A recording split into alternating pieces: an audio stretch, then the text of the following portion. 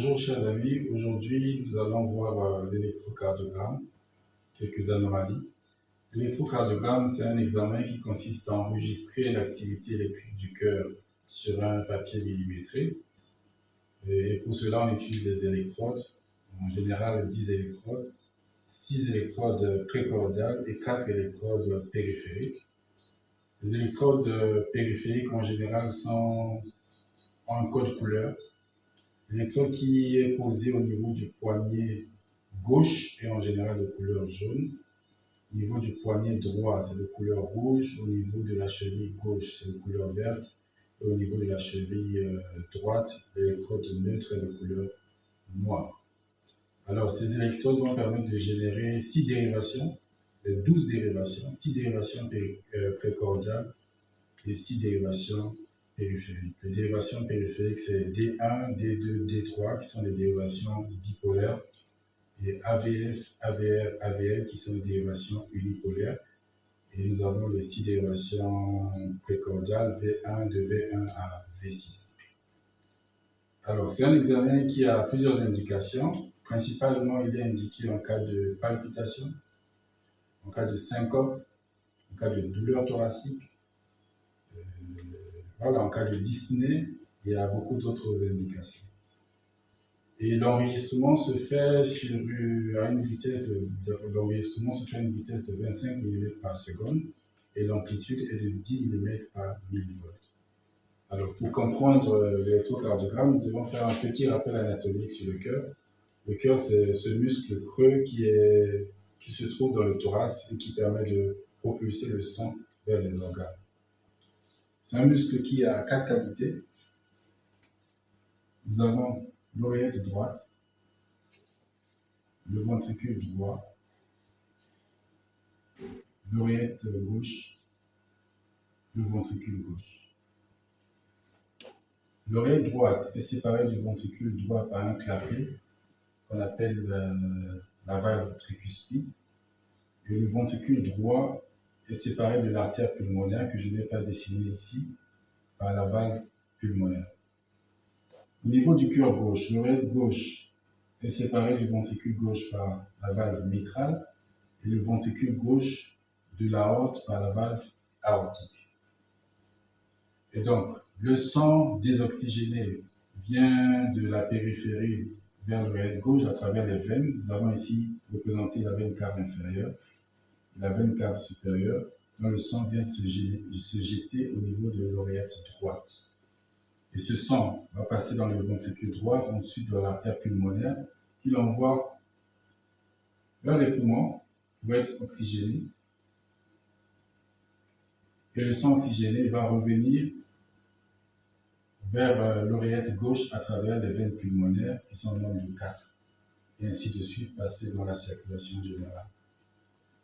La vascularisation du cœur, surtout la vascularisation artérielle, est assurée par les artères coronaires.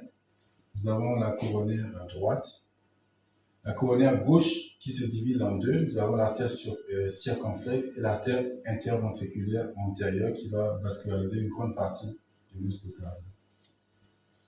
Un petit rappel sur l'électrophysiologie. L'influx, tout ce qui est de l'activité électrique du cœur, part de l'oreillette droite par un nœud, un groupe de cellules qu'on appelle le nœud sinusal, qui va envoyer l'influx pour dépolariser les oreillettes. Et après dépolarisation des oreillettes, cet influx va venir passer au niveau du nœud auriculo-ventriculaire. Et après le passage du nœud auriculo-ventriculaire, va se retrouver au niveau du faisceau de His. Donc, nous avons le nœud sinusal. Ici, c'est le nœud auriculo-ventriculaire. Le faisceau de His.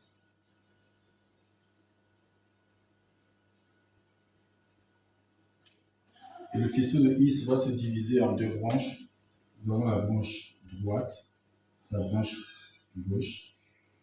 Elles-mêmes vont se diviser en hémibranches antérieures et en hémibranches postérieures et vont se terminer par le réseau de Purkinje.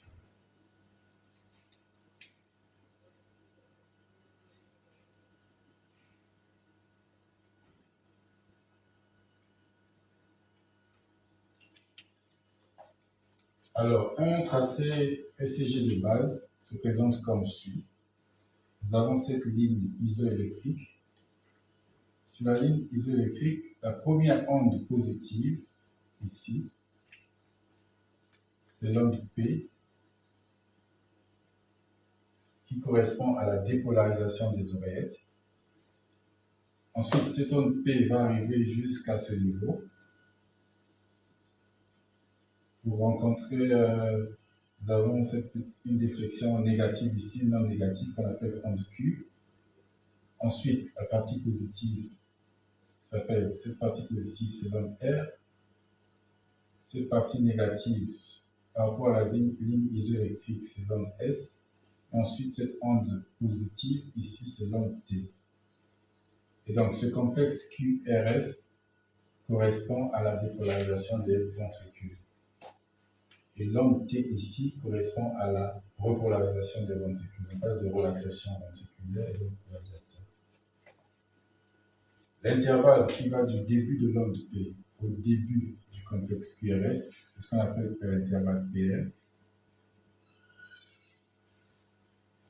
Cet intervalle a une valeur qui va de 0,12 à 0,20 secondes. Au-delà de 0,20 secondes, cette pathologie, ça peut traduire un bloc auriculo-ventriculaire. Le rythme cardiaque normal, c'est ce qu'on appelle un rythme sinusal, c'est-à-dire un rythme qui vient d'ici. Il est caractérisé à l'ECG par le fait que chaque complexe QRS est précédé d'une onde P et l'intervalle PR est normal et constant. Normal, c'est-à-dire que ça se situe entre 0,12 et 0,20. P, QRS, T, P, QRS, T, ainsi de suite. Ça, c'est un rythme sinusal.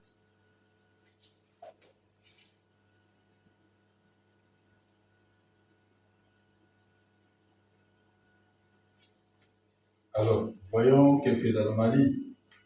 Le rythme peut ne pas être sinusal. Une des anomalies du rythme, nous pouvons avoir une fibrillation auriculaire qui va se caractériser par une trémulation de la ligne isoélectrique. Complexe QRS, trémulation, complexe QRS, trémulation, complexe QRS. Et en général, la distance entre les complexes n'est pas régulière, donc c'est un trouble du rythme. Parfois, on parle de tachyarrhythmie complète par fibrillation auriculaire. Et donc, les oreillettes, au lieu de se contracter normalement pour remplir les ventricules, on aura cette activité inefficace des oreillettes qui vont plus se contracter et vont fibriller.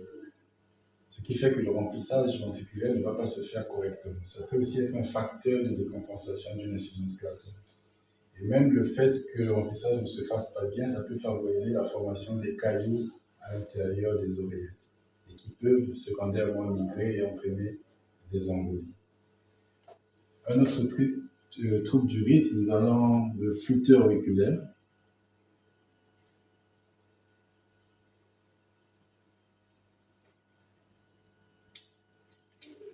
Ici, nous avons un aspect en dents de scie, complexe QRS, aspect en dents de scie, complexe QRS, aspect en dents de scie, complexe QRS. Là, c'est la caractéristique de la fibrillation auriculaire. En général, l'intervalle entre deux complexes QRS est normal dans le flutteur auriculaire.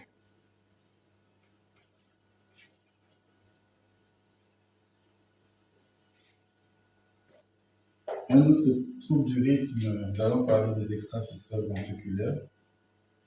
Extrasystole ventriculaire. Ici, nous avons au début un rythme normal, onde P, complexe QRS, onde T, P, complexe QRS, onde T. Mais sauf qu'à un moment donné, on peut avoir un complexe QRS anormal, large,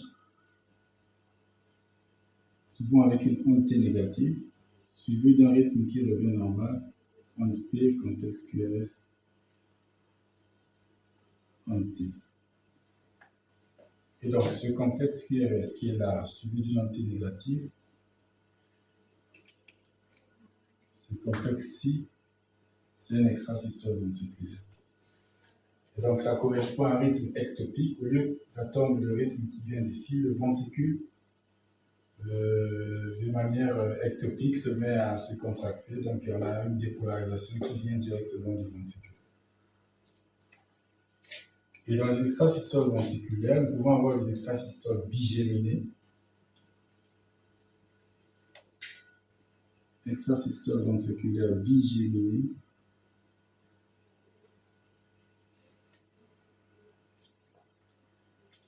Ça veut dire quoi? Après un complexe normal, en T, complexe QRS, en T, nous avons une extrasystole ventriculaire.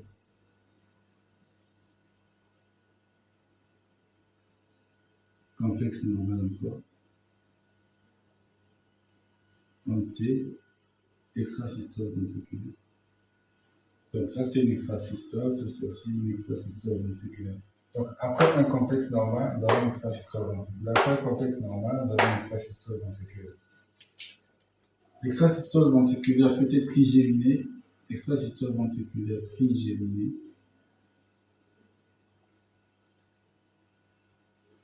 Cette fois-ci, au lieu que ce soit après un complexe normal, ce sera après deux complexes normaux. Donc, nous avons la onde P, complexe QRS, onde T, onde P, complexe QRS, onde T. Donc, après deux complexes normaux, nous avons maintenant une extrasystole ventriculaire. Et puis le rythme revient pareil. P, QRS, T, P, QRS, T.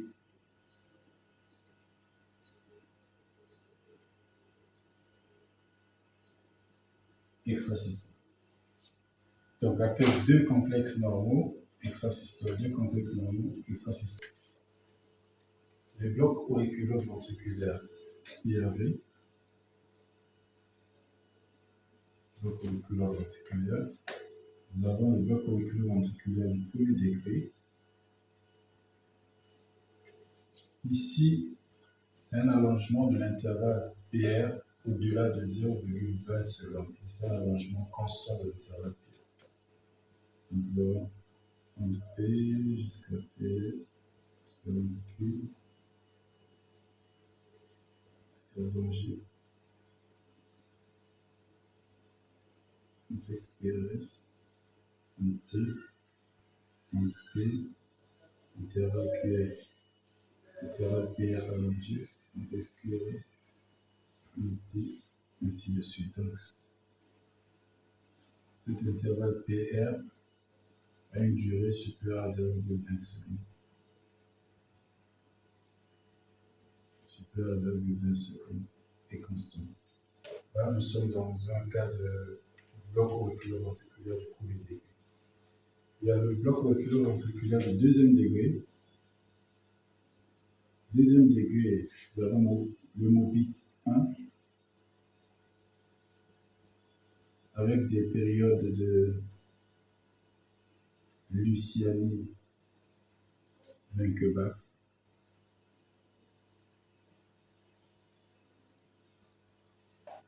Dans le MOBIT 1, nous avons un allongement progressif de l'intervalle PR jusqu'à ce qu'une onde P soit bloquée. Donc, PR, complexe QRS, onde T, onde P, intervalle PR s'allonge, complexe QRS, onde T, ainsi de suite, et puis on peut avoir une onde P qui se bloque. Onde P bloquée, c'est-à-dire qu'il n'est pas suivi d'un complexe QRS. Après un onde P normal qui apparaît, suivi d'un complexe QRS, une onde T, P, PR allongé. Donc, au fur et à mesure, au fil des tracés, l'intervalle PR s'allonge. jusqu'à ce que nous ayons une onde P qui est bloquée. Ça, c'est le MOBITS 2. Le MOBITS 1 plutôt. Dans le MOBITS 2,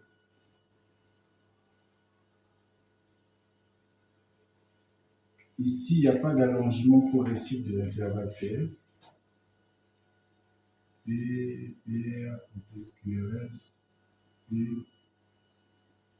P, PR, SQRS. De manière inopinée, nous avons une onde P qui se bloque, une onde P qui apparaît en SQRS.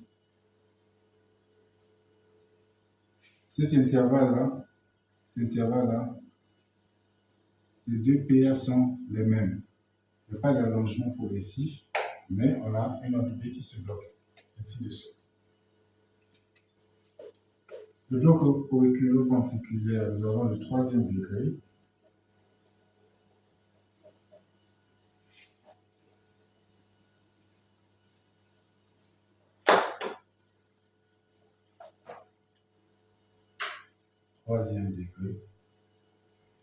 Bloc auriculo-ventriculaire, le 3e degré, c'est une dissociation auriculo-ventriculaire. C'est-à-dire que les oreillettes battent à leur rythme, les ventricules aussi battent à leur rythme. Donc, nous pouvons voir les oreillettes qui battent à ce rythme ici. Oreillettes. Est-ce que les battements des oreillettes sont matérialisés par exemple? Et nous avons aussi les ventricules qui peuvent battre aussi, qui battent à leur rythme. On peut SQRS. On peut venir tomber là. On va mettre quand même une P ici.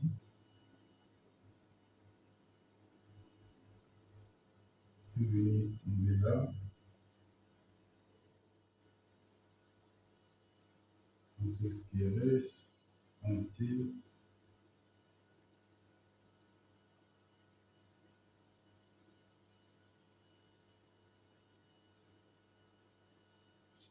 En tout cas, les ventricules ont leur rythme, les oreillettes aussi ont leur rythme. Donc, c'est une dissociation auriculo-ventriculaire dans le bloc auriculo-ventriculaire du 3e degré. C'est une pathologie électrique assez grave qui entraîne des syncopes. Les anomalies électriques qu'on peut rencontrer en cas d'infarctus du myocarde. Nous avons le sus-décalage du segment ST. Ça, on le voit en cas d'infarctus aigu, dans les quelques minutes, quelques heures après l'infarctus. Donc, nous aurons une onde P, un complexe QRS, mais sauf que le segment ST ne revient pas sur la ligne isoélectrique. Donc, on a un sus-décalage du segment ST. Ensuite, onde P, sus-décalage revient, onde P, complexe QRS, et sus-décalage du segment. Donc là, nous avons un sus-décalage du segment ST, qui est un signe qui traduit un infarctus aigu. En fonction du territoire, on peut le voir sur les dérivations antérieures, c'est-à-dire de V1 à V6, ça va nous orienter vers la nature de l'artère coronaire qui est bouchée. On peut le voir sur les territoires inférieurs, D2, D3, AVF, on peut avoir des images en miroir. Nous n'allons pas rentrer dans ces détails. Autre signe d'infarctus, ça c'est un signe d'infarctus ancien, c'est l'onde Q de nécrose.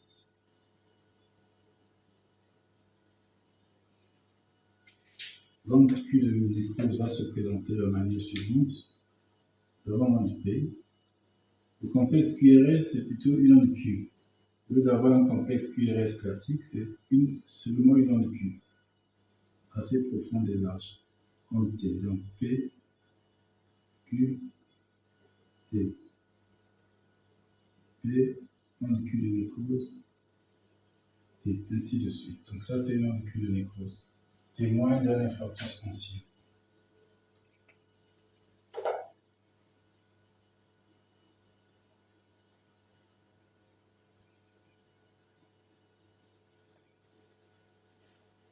Il y a beaucoup d'autres anomalies, les troubles électrolytiques, l'hypercalémie peut se manifester aussi sur l'électrocardiogramme. On peut avoir des signes électrocardiographiques d'hypercalémie. Nous n'avons pas vu les signes d'hypertrophie ventriculaire, le calcul d'indice de Sokolov de Cornet. Voilà, d'autres anomalies, nous pourrons les voir dans les prochaines vidéos. Pour le moment, on va s'arrêter là. Si vous avez aimé la vidéo, likez, partagez, abonnez-vous et on se voit à la prochaine vidéo. Merci.